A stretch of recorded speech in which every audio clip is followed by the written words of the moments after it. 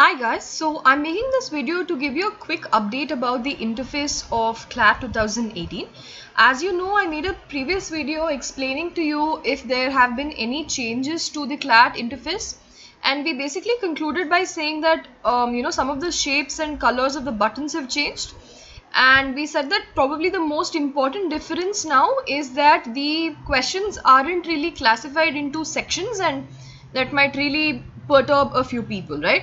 Now, on the other hand, I also pointed out that the instructions very clearly say that the questions will be classified into different sections, and you will be able to navigate between different sections as and when you want, and you would be able to go back to the questions even if you've already attempted them.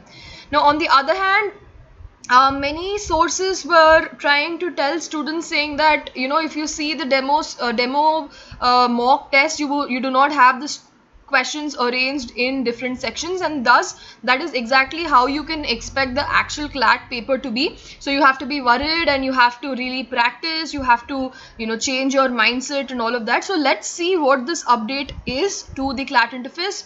Click on admit card and log in, and this opens. Just click on take practice test.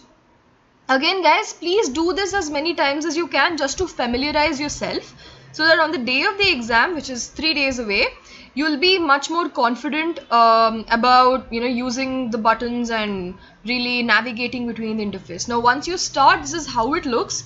But then from my previous video, you remember that this particular button, this particular drop down menu has come right now. So this is in line with the promise that they have made in the instructions very clearly. Of course, you can interpret it as saying, oh, many students have raised a hue and cry, and so they have been responsive.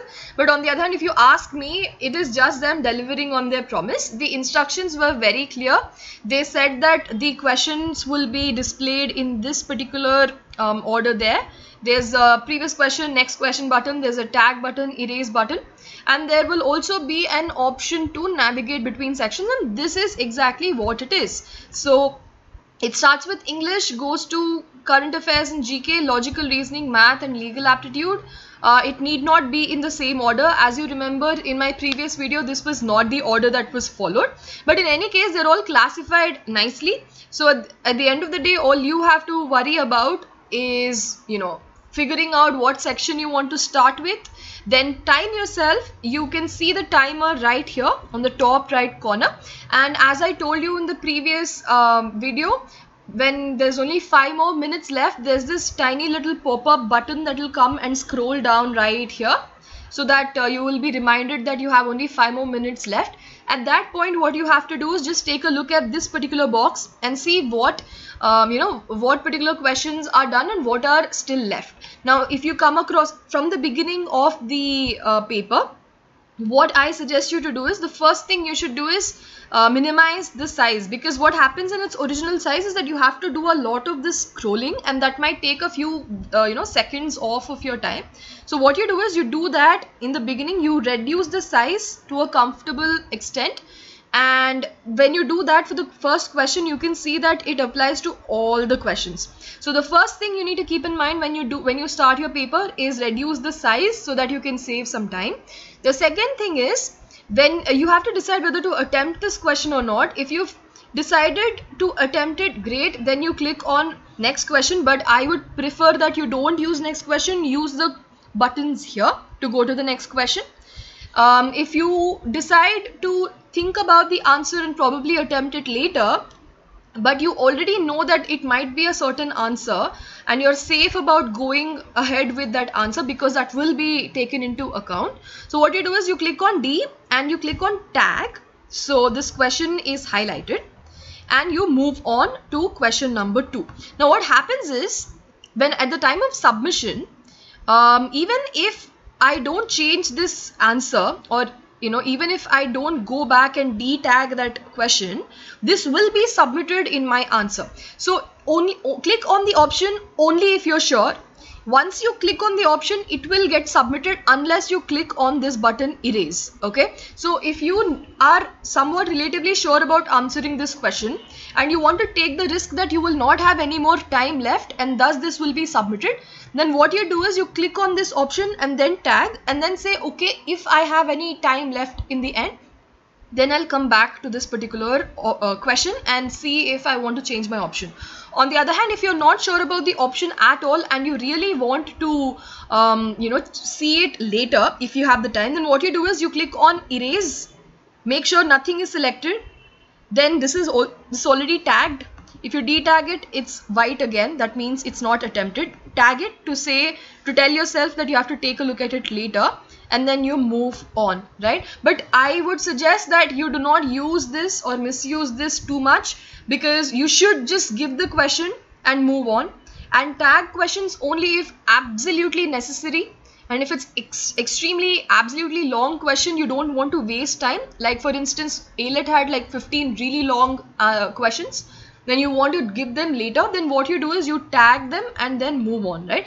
This orange is just showing you that, see, it's not that you haven't attempted it, it's just that you wanted to do it later. And if it's purple, it means that you wanted to do it later but you've already selected one option. So irrespective of what you do now, this if you submit this paper as it is, then this B option will get selected. So just keep these in mind.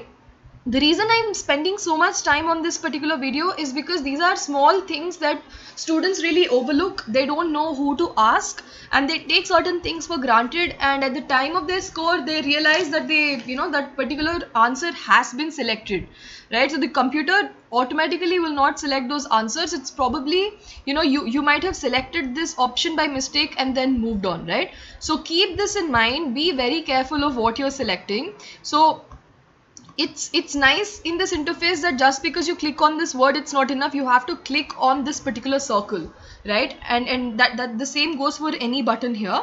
So keep that in mind. That is a boon and a bane. Boon because it won't automatically select it unless you select it. Bane because you might spend a lot of time to actually go there, right to the circle and click every single time for 200 questions, right? So this is the quick update. I know it wasn't very quick, but I'm just trying to tell you that there have been no changes whatsoever. The shape and size of the buttons might have changed. The location of the questions is not complete screen, it's only half of the screen, which means you might have to scroll down. Unless you reduce the text size, which means it's okay, it will fit the screen perfectly.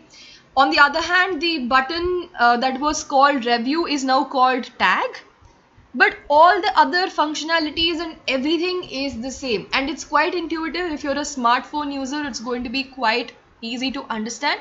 But do give this a couple of times, this particular test a couple of times. Not for the questions itself, but to just understand how to really navigate between questions and stuff in the actual CLAT, right?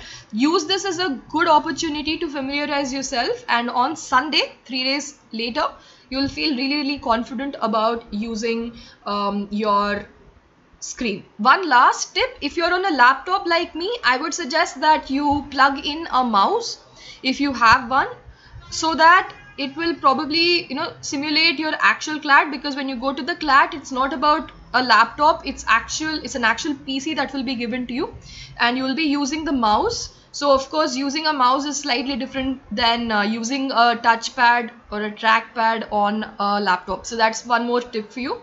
If you're giving this demo test, use a mouse instead of a touchpad on your laptop, okay? So, and also don't give this particular test on your phone. It doesn't make any sense whatsoever. Give it on a PC or a laptop with a mouse. So this is it from my side. I will be giving you another video soon. I will probably do one last live session tomorrow or day after. Okay, so thank you so much and take care and best of luck. Bye.